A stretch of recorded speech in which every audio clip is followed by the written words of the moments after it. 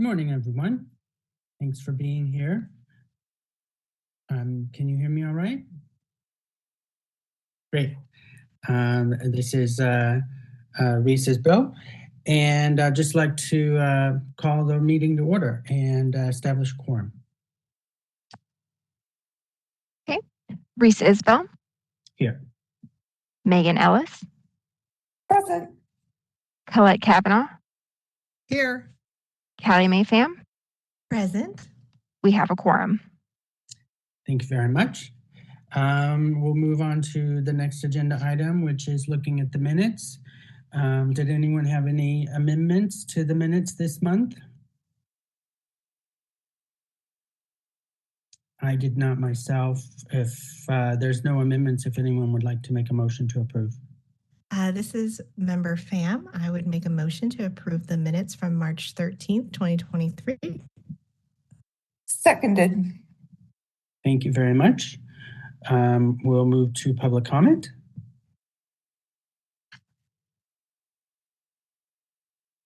This is the moderator, and at the direction of the committee, I've opened up the Q&A feature for public comment. Members of the public, if you would like to make a comment on this item, please click the Q&A icon located at the bottom right-hand corner of your WebEx screen or use the raise hand function. And I'll pause a moment to allow the public time to access these features and submit their requests.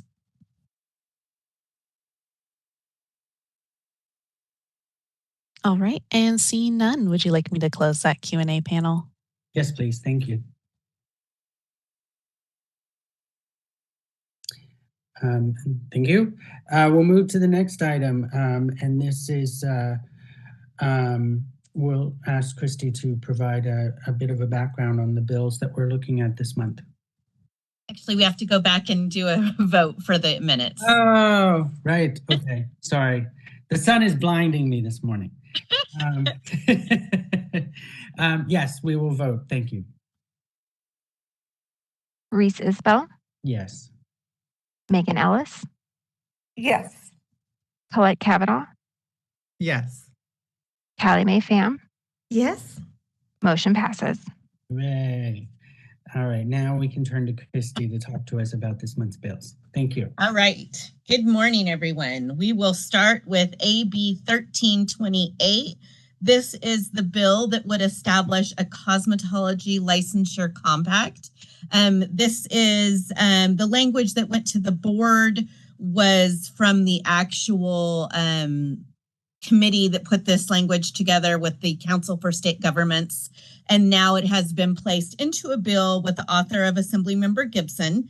And so this, as we know, this creates a compact license for a cosmetologist. It allows, if those states that enter into the compact, it would allow those individuals to work in a sister compact state without getting a separate license unless they actually move to that state. So right now, if someone comes to California, they have to get a license.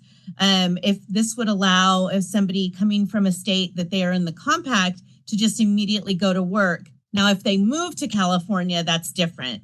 So it's kind of intended for people who might temporarily be coming.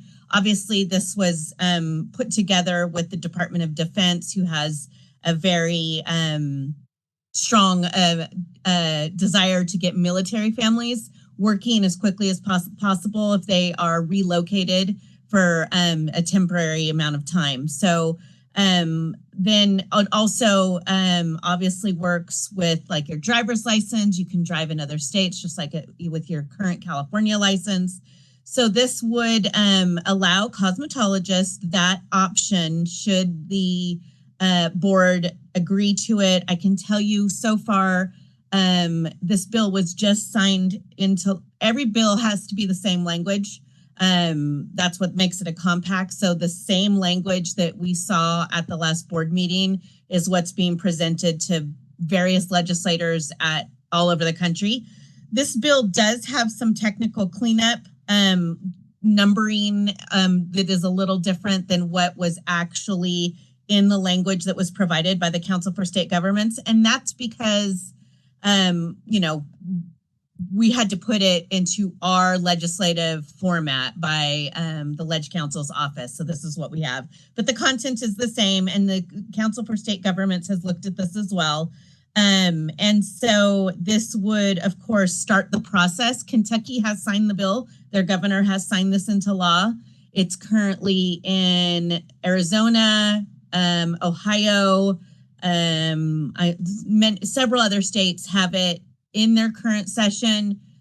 About 10 more states have it in probably their 2-year session.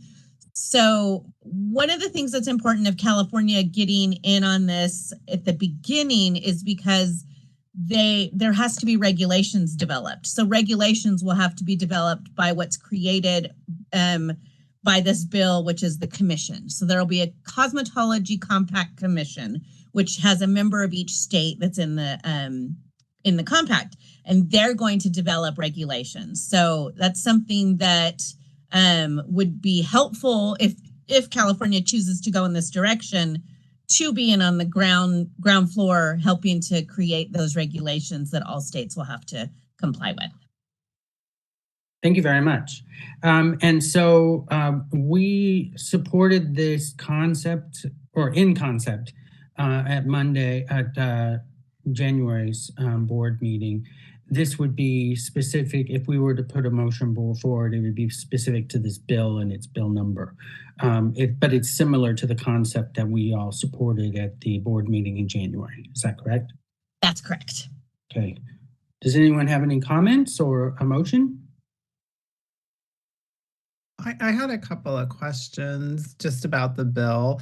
So this bill is strictly for cosmetologists, and it wouldn't include like the folks getting just the hair cutting license. It's just cosmetology, no other professions. That's correct. The group that met to create the language for this, which I was a part of, did start with cosmetology and barbering. There's actually a lot of differences among barbering in the country. So that's why the barbers decided to focus most just on cosmetology. So it wouldn't be the hair only license. We also looked at aesthetics. And again, the scope of practice was very different amongst a lot of different states. So cosmetology was the one that, for the states that license cosmetology, there is this, Oregon doesn't have a cosmetology license, but almost every other state does. It was very similar that it's hair, skin, and nails. So that's why the compact focused just on cosmetology. And well, that's helpful. And the other question I had was, so if a licensee gets a license in a non-member state and they come to California, let's say, and they get a single state license, can they eventually apply for a multi-state license once they claim residency in the state? Or is it just like you move to California and you're like, I think I want to get that multi-state license? You can do that? Yes, you can. Okay. Trying to think of, I had another question. I had a list of notes here.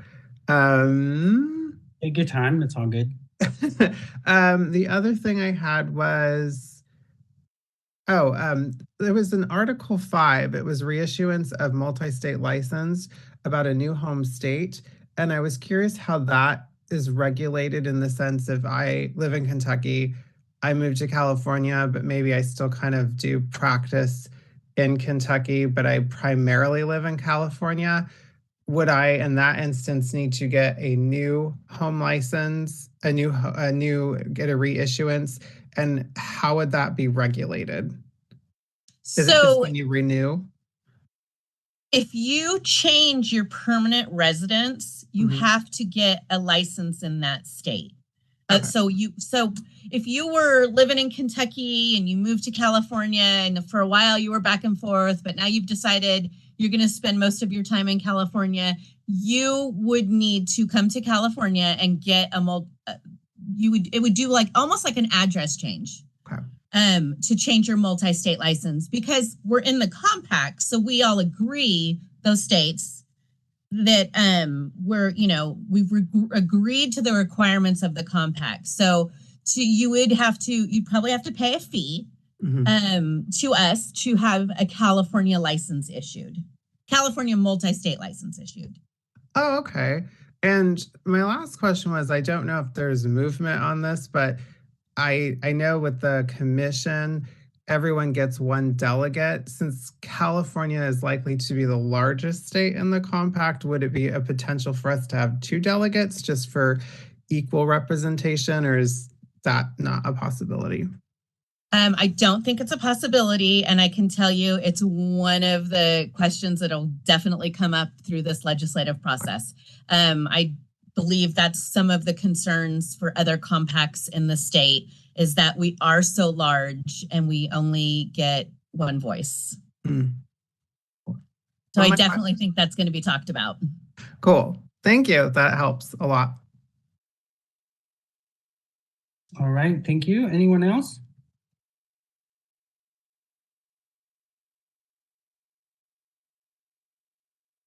Do I have a motion on this bill?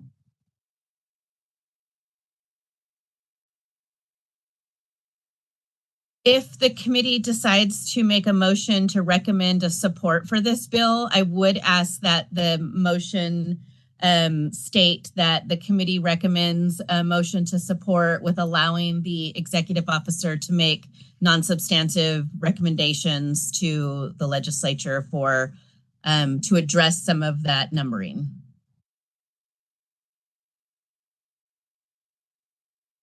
I motion to support with the exception of having the executive officer be able to make the necessary changes to the language. Seconded. Thank you. We'll move to public comment now.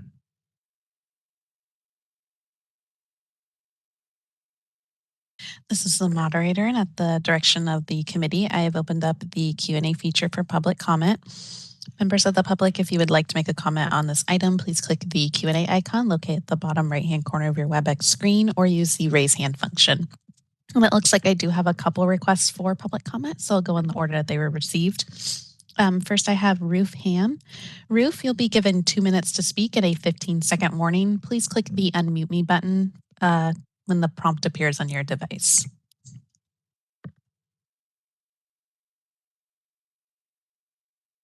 How's everybody? Can you hear me? Yes, we can hear you. Oh, good. I'm just nosing around, and today I decided to listen to all of you, but it seems like this is a meeting for just the panel. However, you raised this new law for AB 132A for the cosmetologists. And I was just wondering, in a multi-state, for example, you go temporarily to Arizona and you want to practice cutting hair in Arizona. Do you need to have the multi-state license issue in California before you even make an attempt to work in Arizona temporarily? You're not leaving California. Thank you. I'll go ahead and answer if that's okay, Reese. Sure. Yes. And just for clarification, we don't normally respond to comment, but happy to answer a question as such. So the multi-state license, first of all, both states would have to be in the compact. So it would be up to that individual to make sure that, using Arizona as an example, you would have to make sure that Arizona and California are both members of the compact. And then if you were living in California, but you wanted to go work in Arizona for a little while, you would just be able to go right to work in Arizona because they're both members of the compact. Thanks. Thank you. Next caller. All right, this is the moderator, our next individual who has requested public comment, Wendy Cochran. And Wendy, you'll be given 2 minutes to speak and a 15-second warning. Please click the unmute me button when the prompt appears on your device.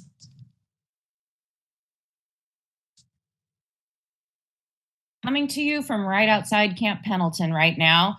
I don't know how familiar many of you are with the substantial number of military residents we have in the state of California. In California, there's about 41 military bases, and they feed out to everywhere across the country. Just for statistics state, I know that Christy mentioned Kentucky. They only have 2 military bases. Ohio has 2, Arizona has 7. It's incredibly important for us to participate in this compact. However, it's really incredibly important for us to look at aesthetics as well. This is a shorter program. A lot of the women, when they are traveling with their families and some gentlemen, when they are overseas, they are learning things like lash extensions. And they are currently doing them on base without licensing, and they are not being inspected. And it's happening all over town here in North County, San Diego, South County, San Diego. It's really important that we take into consideration aesthetics and making sure that those people get swept up in this compact, because it's a shorter program for them to get through that 600 hours than it is for them to get all the way through full Cosmo. It doesn't seem to be very conducive to a lot of family moving and things like that. They can't pick up and start school, get into school, and sometimes they are reassigned to another state by the time they get midway through program. And then they have to drop it, and then they have to try and pick it up in another state and get through it, and they just don't do it. 15 seconds. You have a lot of people out here on Camp Pendleton and other military bases that are doing things with aesthetics licenses that are not actually licensed. Thank you very much. Next caller. All right, this is the moderator. Appears there are no further requests for public comment. Would you like me to close that Q&A panel? Yes, please. Thank you. I believe we can move to a vote on the motion. Reese Isbell, Yes. Megan Ellis, Yes. Colette Kavanaugh, Yes. Callie Mae Pham,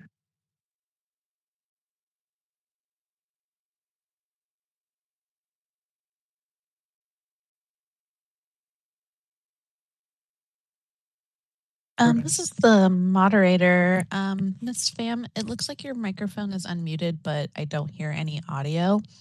Give me 1 second. I'm going to put up some slides on how to reconnect your audio.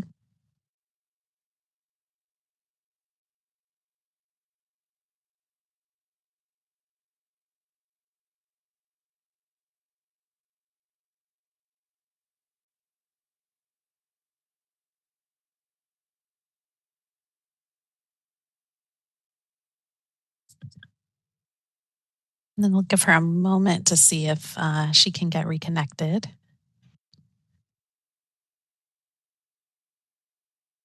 If you are there and hear us, Callie Mae, if you could turn on your video, it would help just to clarify.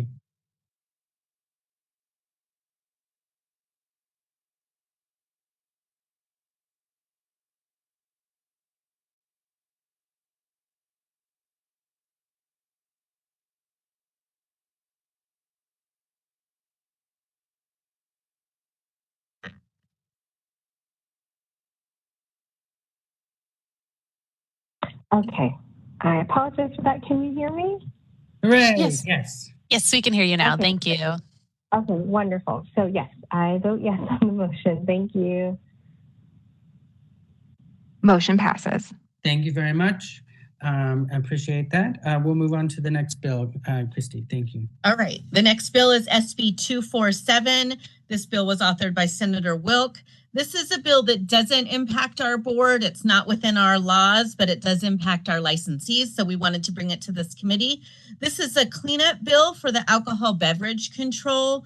They currently have a law that basically states a certain amount of alcohol can be served. And the way the current law is worded is that it said they wrote it as beauty salon and barbershop, which is not what we license. So they have now changed this wording to make it include all of our establishments by using the word establishment in their law. Do we know when the original language was put in there? It was, I believe it was it might have been 2021. I feel like it's fairly relatively recent. Okay. Yeah. Okay. Great. I welcome any comments, questions, or motions.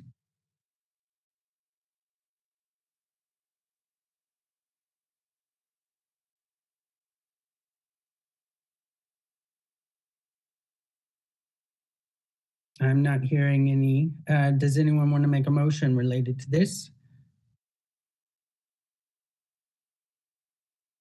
And just to remind the committee, the motions you can take are, of course, support or oppose, but you can also make a motion to watch, or you can make a motion with requested amendments at either an opposing way or a supporting way. And can you also make a motion to table? This is Sabina. Good morning. Thank you. You know, there's no motion needed to just watch it. You know, your staff is going to always watch bills anyway that kind of impact your population or your industry directly or indirectly. They'll still be watching everything. You don't have to take an official position. Actually, this meeting is to recommend official position. So you don't have to do anything on the bills. They'll remain watched by the staff, and staff would bring it back to the full board if anything changes drastically that they believe the board should know about. Okay. What is tabling still a motion that's possible? Not necessarily. If you don't do any motion, if you take no motion on this bill, again, the staff will just continue to watch it and bring it back if anything changes. All right. Thank you. One more time, does anyone have a motion regarding this bill?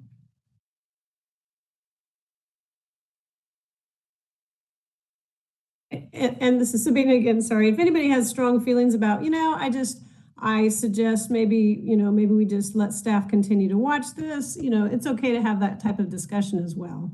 Sure. Thank you. Yeah, just procedurally, I want to make sure that we are hearing everyone. I am happy to make a motion to support if anyone would like to second it. This is Member Pham. I would second. Thank you. Thank you very much. We have a motion to support. And a second, we'll move to public comment. This is Sabina. Can I interrupt one more time? This is a recommendation to the full board to support for a support position, not a motion to support. Right. Well, right. Yes.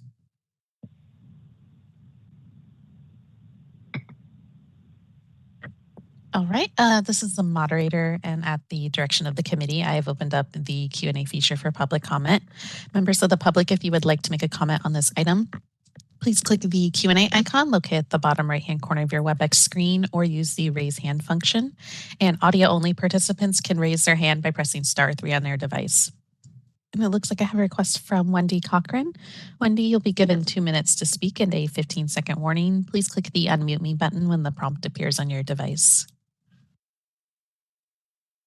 Hi there.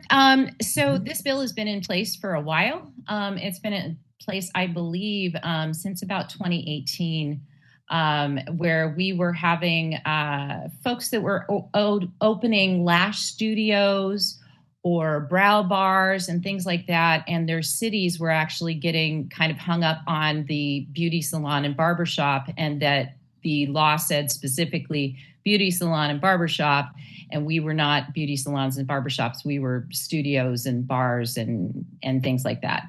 So it's kind of important from a city standpoint that this bill goes through. So we appreciate your support, but it's been around for quite a few years now. I don't know, 5 years maybe. So thank you very much. Thank you very much. Next caller. All right, this is the moderator. Appears there are no further requests for public comment. Would you like me to close that Q&A panel? Yes, please. Thank you. And now we can take a vote on the motion. Reese Isbell, Yes. Megan Ellis, Yes. Colette Kavanaugh, Yes. Callie Mae Pham. Yes. Motion passes. Terrific. Thank you very much. We'll, Christy, we'll move on to the next bill. Thank you. All right, SB 384 is our next bill. This is authored by Senator Bradford. This is our bill. This is the remedial education bill that the board started. And we had Senator Bradford's office reached out to me very quickly on when the board made a decision to pursue a legislative proposal for remedial education. So this bill would require the board to establish by regulation a board-offered remedial education in lieu of a first offense of health and safety violation. So this, of course, would give us the statutory authority to develop a regulatory program. So obviously, this is what the authority that we would need. There would be a lot of work that would go into regulations to actually develop this program. And so super exciting that Senator Bradford's office reached out to us and offered to help us with this. Wonderful, thank you. I welcome any comments, questions, or motions.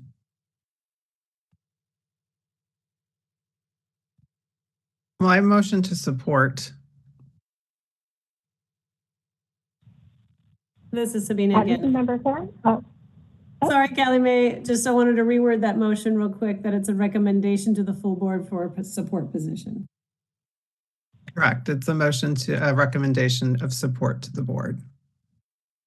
Okay, I will second that. And I just wanted to say how pleased I am that this is a conversation we started last year and just, voted in January, and we're already seeing movement on it. That's really incredible. So thank you, everyone, for making that happen. Yes, thank you. All right, we'll move to public comment.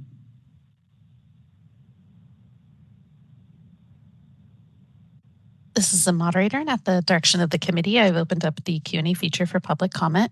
Members of the public, if you would like to make a comment on this item, please click the Q&A icon located at the bottom right-hand corner of your WebEx screen or use the raise hand function. And audio-only participants can raise their hand by pressing *3 on their device. I'll pause a moment to allow the public time to access these features and submit their requests.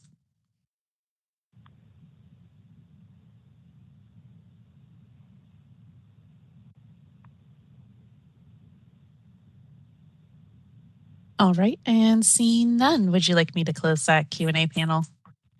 Yes, please, and we'll move to a vote. Reese Isbell, Yes. Megan Ellis,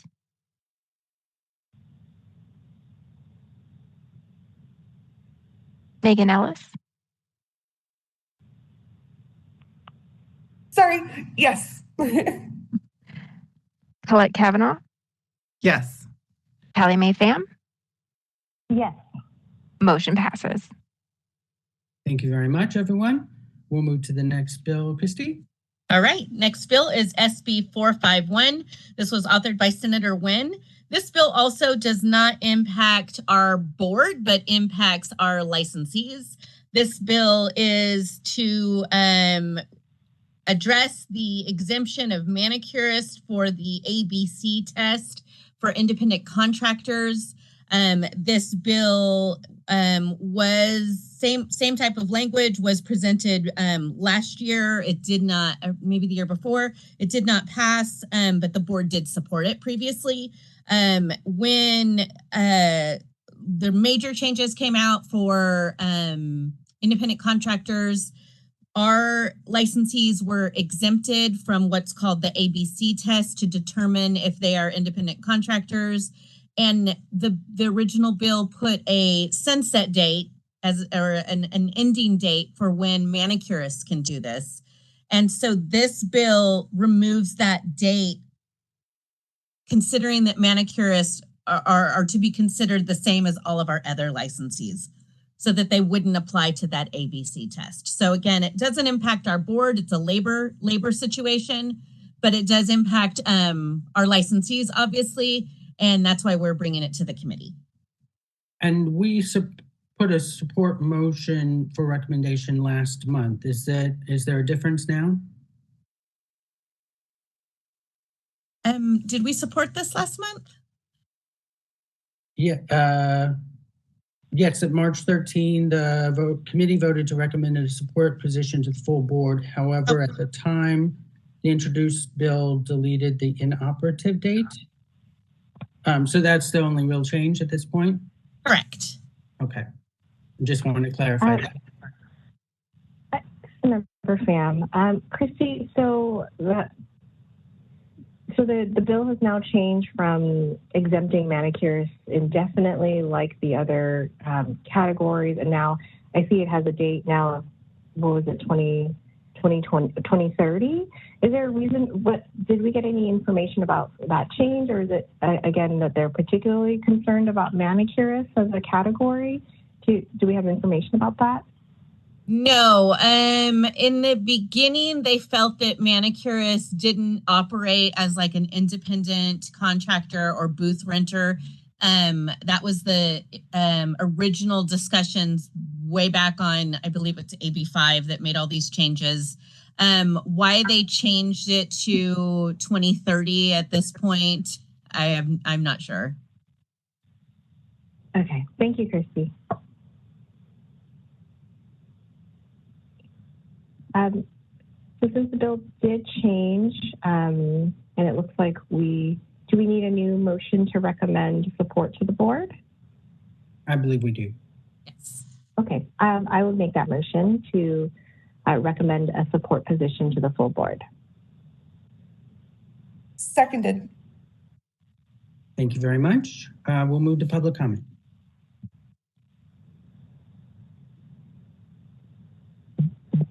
This is the moderator, and at the direction of the committee, I've opened up the Q&A feature for public comment. Members of the public, if you would like to make a comment on this item, please click the Q&A icon located at the bottom right-hand corner of your WebEx screen, or use the raise hand function. And audio-only participants can raise their hand by pressing *3 on their device. All right, and it looks like we have a couple requests for public comments. I'm going to go in the order that they were received. First, we have Fred Jones. And Fred, you'll be given 2 minutes to speak and a 15-second warning. Please click the unmute me button when the prompt appears on your device.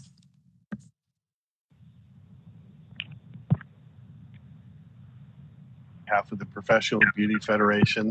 We see this bill as a simple case of equality.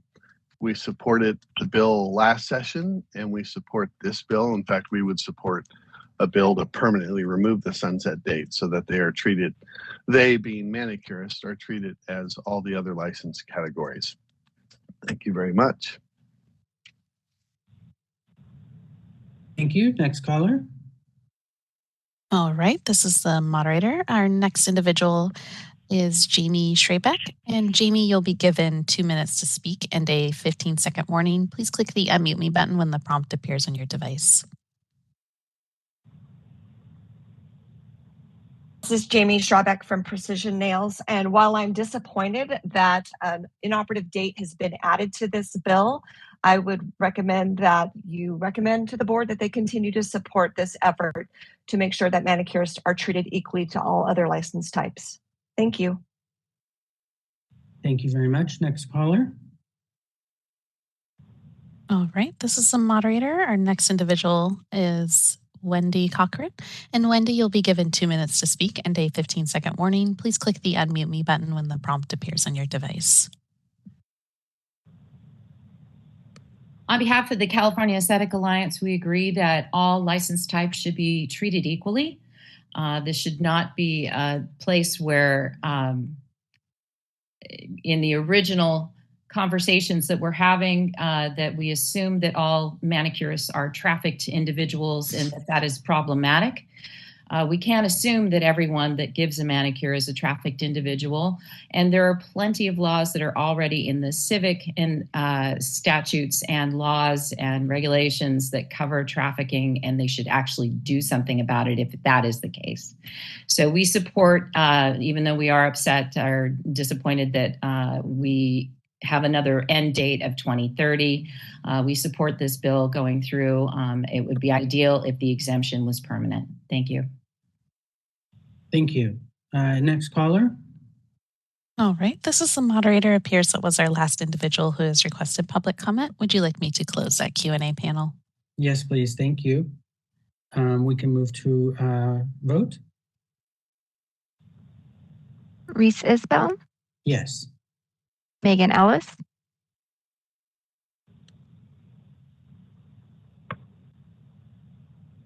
Megan Ellis,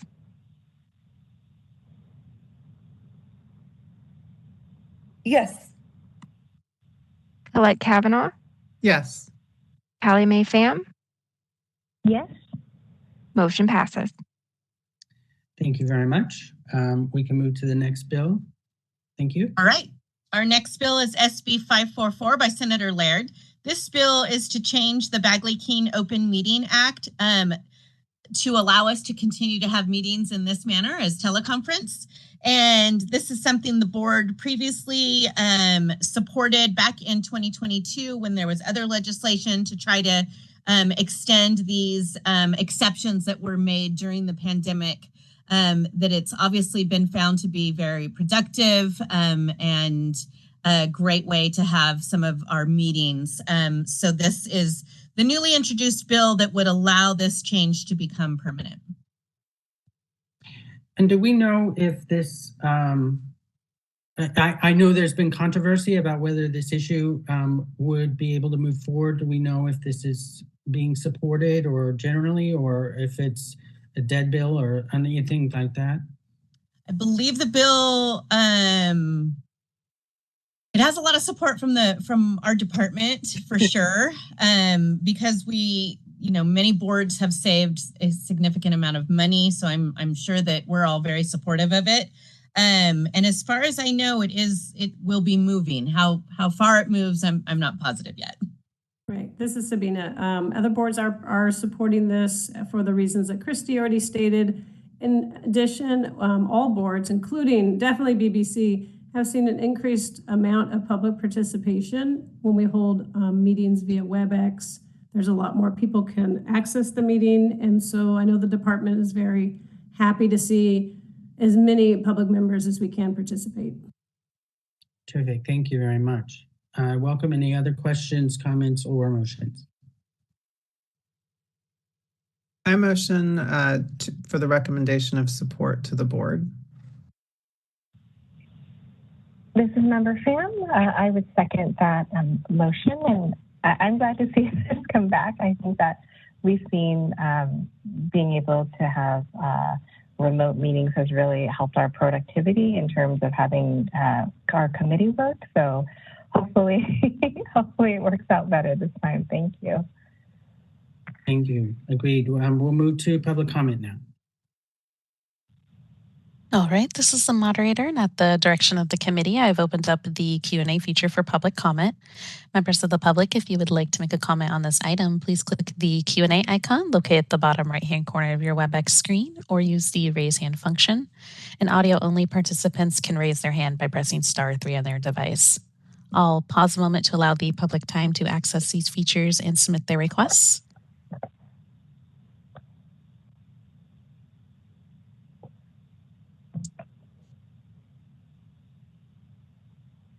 All right, and seeing none, would you like me to close that Q&A panel?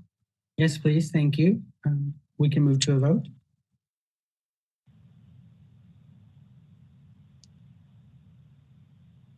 Reese Isbell, Yes. Megan Ellis, Yes. Colette Kavanaugh, Yes. Callie Mae Pham, Yes. motion passes.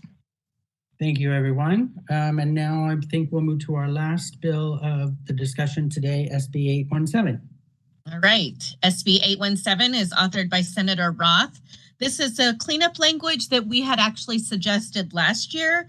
This language clarifies our new hairstylist license, which is not yet implemented, but this will clarify the fee for the hairstylist license, making it follow in the same format as all of our other individual licensing fees.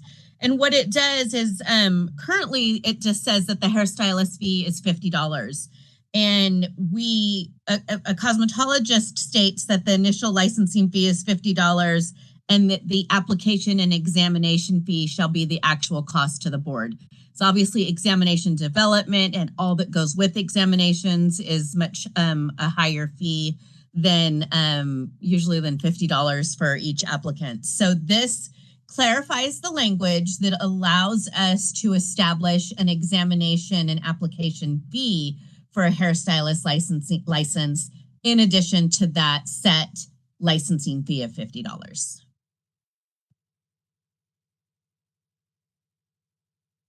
Oh, Reese, you're muted. Sorry. I started muting because I opened my window and it's a little noisy outside. I welcome any comments, questions, or motions. Thank you.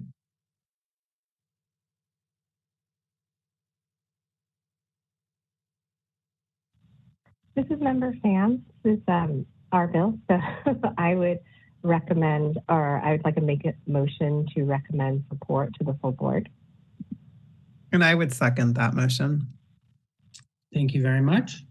We'll move to public comment. All right, this is the moderator, and at the direction of the committee, I have opened up the Q&A feature for public comment. Members of the public, if you would like to make a comment on this item, please click the Q&A icon located at the bottom right-hand corner of your WebEx screen or use the raise hand function. And audio-only participants can raise their hand by pressing *3 on their device. I'll pause a moment to allow the public time to access these features and submit their requests.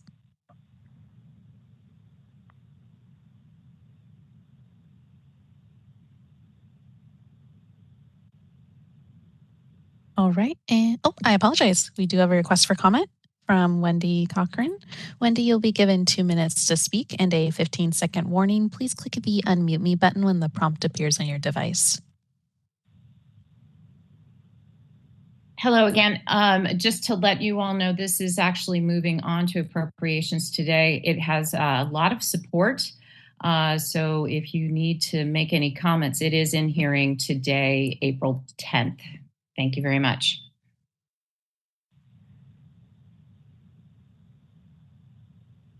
All right, this is the moderator. It appears that was our last request for public comment. Would you like me to close the Q&A panel? Yes, please. Thank you. We can move to a vote. Reese Isbell, Yes. Megan Ellis, Yes. Colette Kavanaugh, Yes. Callie Mae Pham. Yes. Motion passes. Thank you very much. I believe we can move to the next agenda item at this point, which is public comment on items not on the agenda. We can open that up.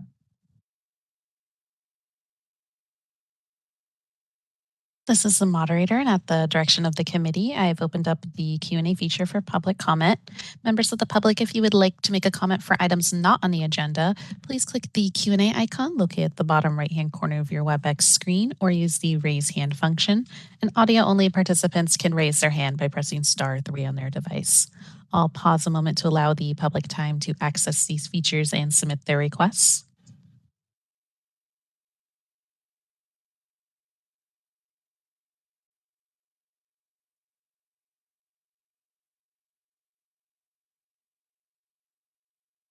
All right, this is the moderator. Seeing no requests for public comment, would you like me to close that Q&A panel? Yes, thank you very much. We can move to the next item, which is future ideas from the members.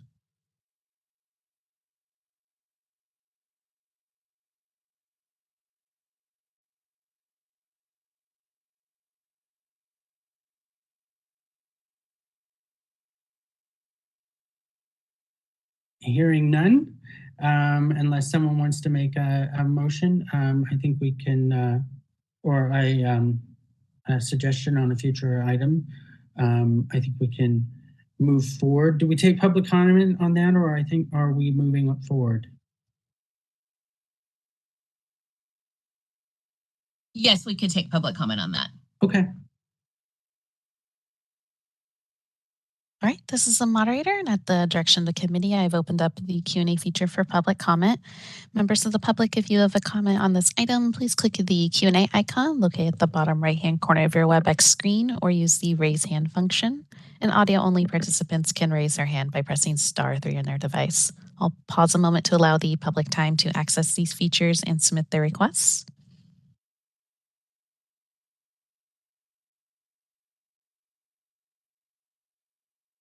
All right, and I apologize. We do have a request for comment from Jamie Schrebeck. And Jamie, you'll be given 2 minutes to speak and a 15-second warning. Please click the unmute me button when the prompt appears on your device. Jamie Schrebeck again, Precision Nails. I want to congratulate the board as a whole and this committee specifically for being able to act proactively, which has been something that's been lacking in the past, to meet some legislative priorities that this board has. And I would hope that this would encourage you in the future to come up with these kind of legislative solutions so that we can enact things much sooner. Thank you. Thank you. Next caller. All right, this is the moderator. Appears there are no further requests for public comment. Would you like me to close that Q&A panel? Yes, thank you. Thank you very much. I would agree. This has been very productive. Thank you, everyone on the board. I will see all, if most, if not all of you, next Monday in Burbank for the board meeting. And then we have our next Legislative and Budget Committee meeting on May 8th. And I will see you online then. Thank you very much. Thank you. Thank you, everyone. Have a great rest of your day. Bye-bye.